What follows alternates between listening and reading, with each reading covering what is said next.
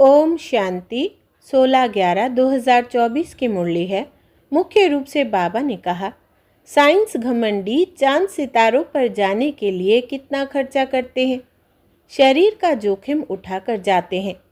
उन्हें ये डर रहता है कि रॉकेट कहाँ फेल ना हो जाए। तुम बच्चे साइलेंस घमंड वाले बगैर कौड़ी खर्चा सूर्य चांद से भी पार मूल वतन में चले जाते हो। तुम्हें कोई डर नहीं, क्योंकि तुम शरीर को यहाँ ही छोड़कर जाते हो। आगे कहा, बाप से साइलेंस का हुनर सीखकर इस हद की दुनिया से पार बेहद में जाना है। फखूर रहे, बाप हमें कितना वंडरफुल ज्ञान देकर कितनी बड़ी प्राइज देते हैं। बेधड़क होकर बहुत रसीले ढंग से सेवा करनी है। माया की लड़ाई में बलवान बन जीत पानी है। मुरली सुनकर सुजाग रहना है और सबको सुजाग करना है। अब सुनते हैं महावाक्यों को विस्तार से। बाबा ने कहा, मीठे बच्चे, बाप आए हैं तुम्हें रूहानी हुनर सिखलाने, जिस हुनर से तुम सूर्य चांद से भी पार शांति धाम में जाते हो। प्रश्न है, साइंस घमंड और साइलेंस घमंड में कौन सा अंतर है? उत्तर, साइंस घमंडी चांद सितारों पर जाने के लिए कितना खर्चा करते हैं, शरीर का जोखिम उठा कर जाते हैं। उन्हें यह डर रहता है कि रॉकेट कहाँ फेल ना हो जाए। तुम बच्चे साइलेंस घमंड वाले बगैर कौड़ी खर्चा सूर्य चांद से भी पार मूल वतन में चले जाते हो। तुम्हें कोई डर नहीं, क्योंकि तुम शरीर को यहाँ ही छोड़कर जाते हो। ओम शांति। रूहानी बाप बैठ रूहानी बच्चों को समझाते हैं।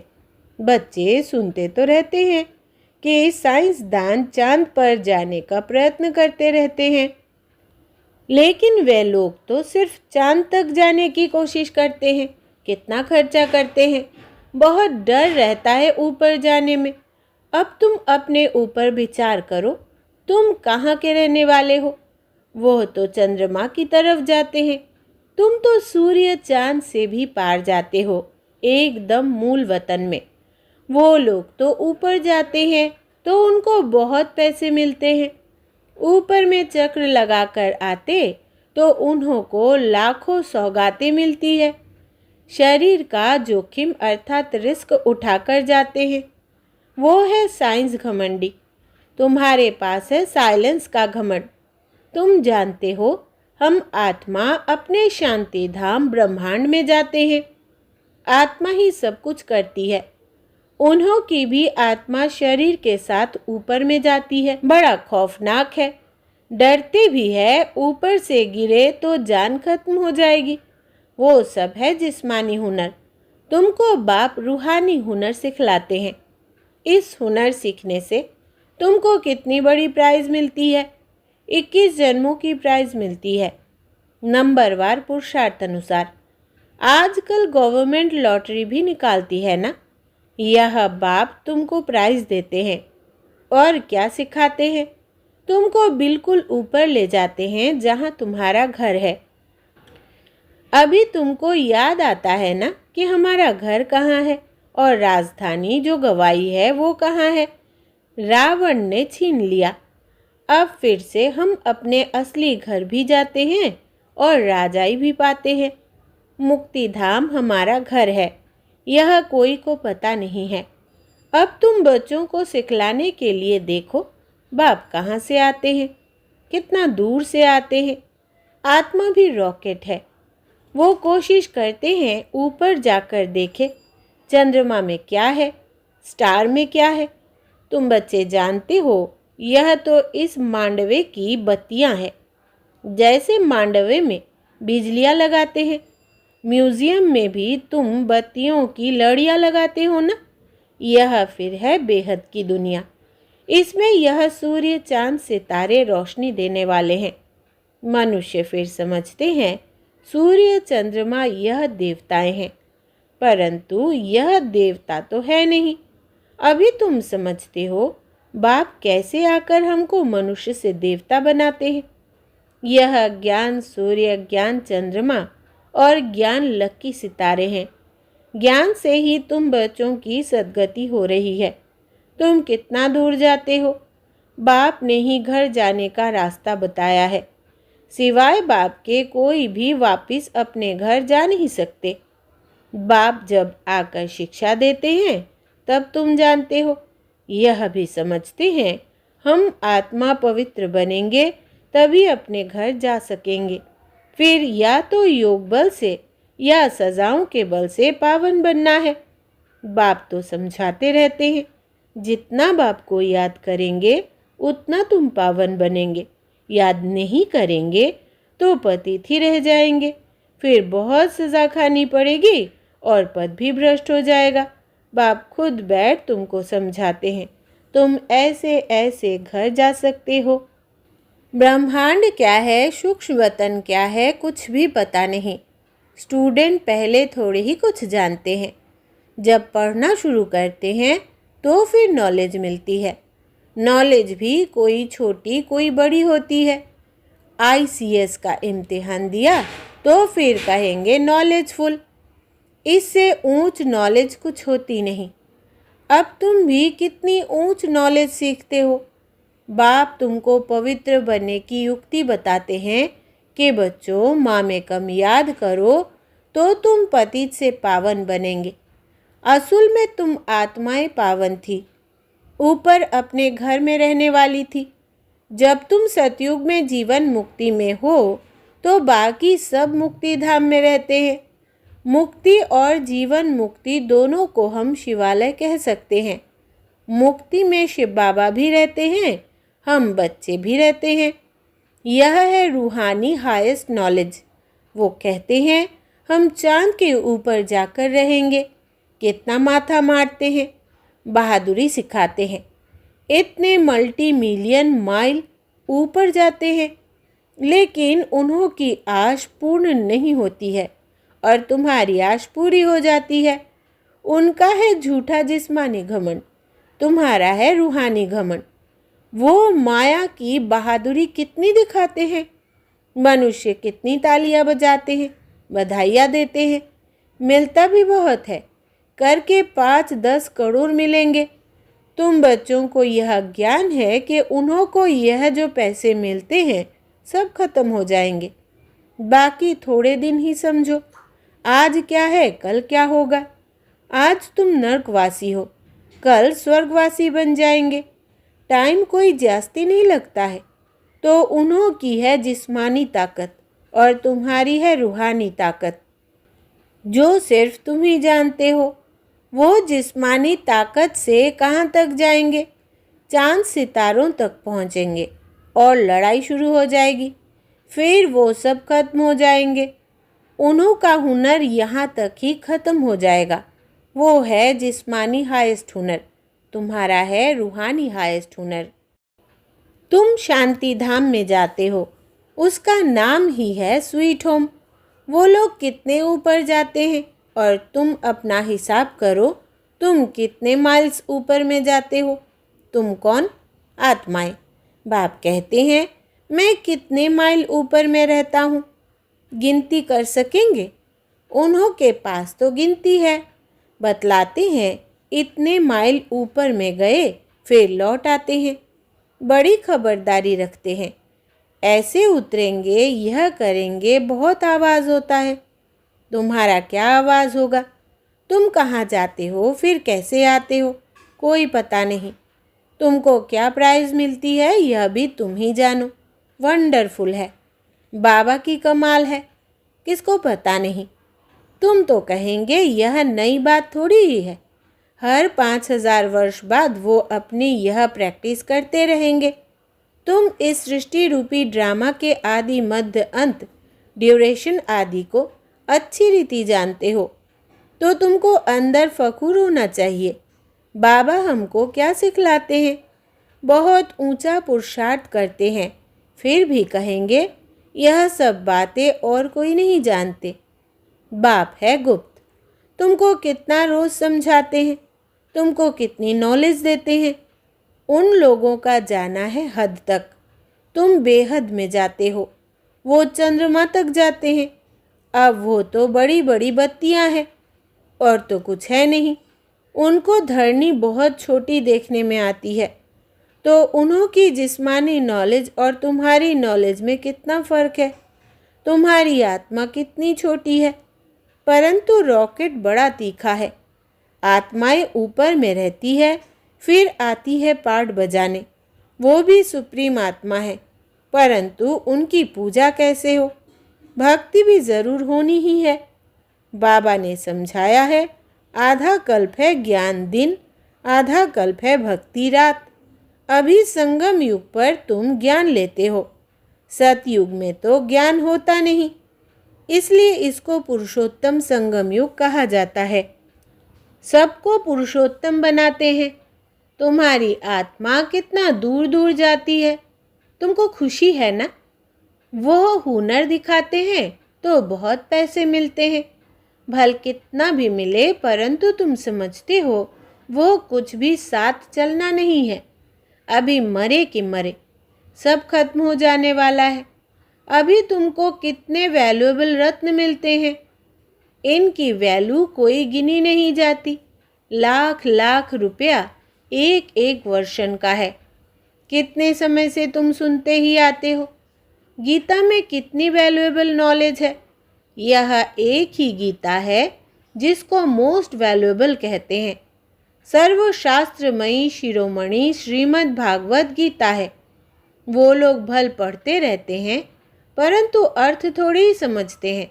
गीता पढ़ने से क्या होगा? अब बाप कहते हैं, मुझे याद करो तो तुम पावन बनेंगे। भल वो गीता पढ़ते हैं, परंतु एक का भी बाप से योग नहीं। बाप को ही सर्वव्यापी कह देते हैं, पावन भी बन नहीं सकते। अब यह लक्ष्मी नारायण के चित्र तुम्हारे सामने हैं। उनको देवता कहा जाता है क्योंकि दैवी गुण है। तुम आत्माओं को पवित्र बन सबको अपने घर जाना है। नई दुनिया में तो इतने मनुष्य होते नहीं, बाकी सब आत्माओं को जाना पड़ेगा अपने घर। तुमको बाप भी वंडरफुल नॉलेज देते हैं, जिससे तुम मनुष्य से देवता बहुत ऊंच बनते हो। तो ऐसी पढ़ाई पर अटेंशन भी इतना चाहिए। यह भी समझते हैं, जैसा जिसने कल्प पहले अटेंशन दिया है ऐसा देते रहेंगे। मालूम पड़ता रहता है। बाप सर्विस का समाचार सुनकर खुश भी होते हैं। बाप को कभी चिट्ठी ही नहीं लिखते हैं, तो समझते हैं इनका बुद्धि योग कहाँ ठिक्कर भीतर तरफ लग गया है। देह अभिमान आया हुआ है, बाप को भूल गए हैं। नहीं तो विचार करो, लव मैरिज होती है तो उनका कितना आपस में प्यार रहता है। हाँ, कोई कोई के ख्याल बदल जाते हैं तो फिर स्त्री को भी मार डालते हैं। यह तुम्हारी है उनके साथ लव मैरिज। बाप आकर तुमको अपना परिचय देते हैं, तुम आप ही परिचय नहीं पाते हो। बाप को आना पड़ता है। बाप आएगा तब जबकि दुनिया पुरानी होगी। पुरानी को नई बनाने ज़रूर संगम पर ही आएंगे। बाप की ड्यूटी है नई दुनिया स्थापन करने की। तुमको स्वर्ग का मालिक बना देते हैं, तो ऐसे बाप के साथ कितना लव होना चाहिए। फिर क्यों कहते कि बाबा हम भूल जाते हैं। कितना ऊंच ते ऊंच बाप है, उनसे ऊंचा कोई होता ही नहीं। मनुष्य मुक्ति के लिए कितना माथा मारते उपाय करते हैं, कितनी झूठ ठगी चल रही है। महर्षि आदि का कितना नाम है। गवर्नमेंट 10-20 एकड़ ज़मीन दे देती है। ऐसे नहीं कि गवर्नमेंट कोई इरिलीजियस है। उनमें कोई मिनिस्टर रिलीजियस है, कोई अनरिलीजियस है, कोई धर्म को मानते ही नहीं। कहा जाता है रिलीजियस इज माइट। क्रिश्चियन में माइट थी ना, सारे भारत को हब करके गए। अभी भारत में कोई माइट नहीं है। कितना झगड़ा मारा मारी लगी पड़ी है। वही भारत क्या था। बाप कैसे कहाँ आते हैं किसको कुछ भी पता नहीं। तुम जानते हो, मगध देश में आते हैं जहाँ मगरमच्छ होते हैं। मनुष्य ऐसे हैं जो सब कुछ खा जाए। सबसे जास्ती वैष्णव भारत था। यह वैष्णव राज्य है ना? कहाँ यह महान पवित्र देवताएं, कहाँ आजकल देखो क्या क्या हप करते जाते हैं, आदमखोर भी बन जाते हैं। भारत की क्या हालत हो गई है। अभी तुमको सारा राज समझा रहे हैं, ऊपर से लेकर नीचे तक पूरा ज्ञान देते हैं। पहले पहले तुम ही इस पृथ्वी पर होते हो, फिर मनुष्य वृद्धि को पाते हैं। अभी थोड़े समय में हाहाकार हो जाएगा, फिर हाय हाय करते रहेंगे। स्वर्ग में देखो कितना सुख है। यह एम ऑब्जेक्ट की निशानी देखो। यह सब तुम बच्चों को धारण भी करनी है। कितनी बड़ी पढ़ाई है। बाप कितना क्लियर कर समझाते हैं। माला का राज भी समझाया है। ऊपर में फूल है शिव बाबा। फिर मेरू प्रवृत्ति मार्ग है ना। निवृत्ति मार्ग वालों को तो माला फेरने का हुक्म नहीं। यह है ही देवताओं की माला। उन्होंने कैसे राज्य लिया है। तुम्हारे में भी नंबरवार है। कोई कोई है जो बेधड़क हो किसको भी समझाते हैं। आओ तो हम आपको ऐसी बात बताएं जो और कोई बता ही नहीं सकते, सिवाय शिव बाबा के और कोई जानते ही नहीं।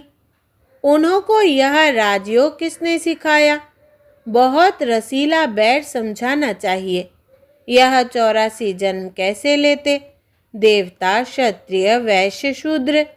बाप कितनी सहज नॉलेज बताते हैं। और पवित्र भी बनना है, तभी ऊंच पद पाएंगे। सारे विश्व पर शांति स्थापन करने वाले तुम हो। बाप तुमको राज्य भाग्य देते हैं। दाता है ना, वो कुछ लेता नहीं है। तुम्हारी पढ़ाई की यह है प्राइज। ऐसी प्राइज तो और कोई दे ना सके। तो ऐसे बाप को प्यार से क्यों नहीं याद करते हैं। लौकिक बाप को तो सारा जन्म याद करते हो, पारलौकिक को क्यों नहीं याद करते हो। बाप ने बताया है यह युद्ध का मैदान है। टाइम लगता है पावन बनने में। इतना ही समय लगता है जब तक लड़ाई पूरी हो। ऐसे नहीं जो शुरू में आए हैं वह पूरे पावन होंगे। बाबा कहते हैं माया की लड़ाई बड़ी जोर से चलती है। अच्छे अच्छे को भी माया जीत लेती है। इतनी तो बलवान है। जो गिरते हैं वो फिर मुरली भी कहाँ से सुने। सेंटर में तो आते ही नहीं, तो उनको कैसे पता पड़े। माया एकदम बर्थ नोटे पेनी बना देती है। मुरली जब पढ़े तब सुजाग हो, गंदे काम में लग जाते हैं। कोई सेंसिबल बच्चा हो जो उनको समझावे। तुमने माया से कैसे हार खाई है। बाबा तुमको क्या सुनाते हैं। तुम फिर कहाँ जा रहे हो। देखते हैं इनको माया खा रही है तो बचाने की कोशिश करनी चाहिए। कहाँ माया सारा अपना कर लेवे, फिर से सुजाग हो जाए, नहीं तो ऊंच पद नहीं पाएंगे। सदगुरु की निंदा कराते हैं। अच्छा, मीठे मीठे सिकिलधे बच्चों प्रति माता पिता बाप दादा का याद प्यार और गुड मॉर्निंग। रूहानी बाप की रूहानी बच्चों को नमस्ते। हम रूहानी बच्चों की रूहानी बाप दादा को याद प्यार, गुड मॉर्निंग और नमस्ते बाबा नमस्ते। धारणा के लिए मुख्य सार। पहला, बाप से साइलेंस का हुनर सीखकर इस हद की दुनिया से पार बेहद में जाना है। फखूर रहे बाप हमें कितना वंडरफुल ज्ञान देकर कितनी बड़ी प्राइज देते हैं। दूसरा, बेधड़क होकर बहुत रसीले ढंग से सेवा करनी है। माया की लड़ाई में बलवान बन जीत पानी है। मुरली सुनकर सुजाग रहना है और सबको सुजाग करना है। वरदान है परम पूज्य बन परमात्मा प्यार का अधिकार प्राप्त करने वाले संपूर्ण स्वच्छ आत्मा भव। विस्तार है सदा यह स्मृति जीवन में लाओ कि मैं पूज्य आत्मा इस शरीर रूपी मंदिर में विराजमान हूँ। ऐसी पूज्य आत्मा ही सर्व की प्यारी है। उनकी जड़ मूर्ति भी सबको प्यारी लगती है। कोई आपस में भल झगड़ते हो लेकिन मूर्ति को प्यार करेंगे क्योंकि उनमें पवित्रता है। तो अपने आप से पूछो, मन बुद्धि संपूर्ण स्वच्छ बनी है? जरा भी अस्वच्छता मिक्स तो नहीं है? जो ऐसे संपूर्ण स्वच्छ है वही परमात्मा प्यार के अधिकारी है।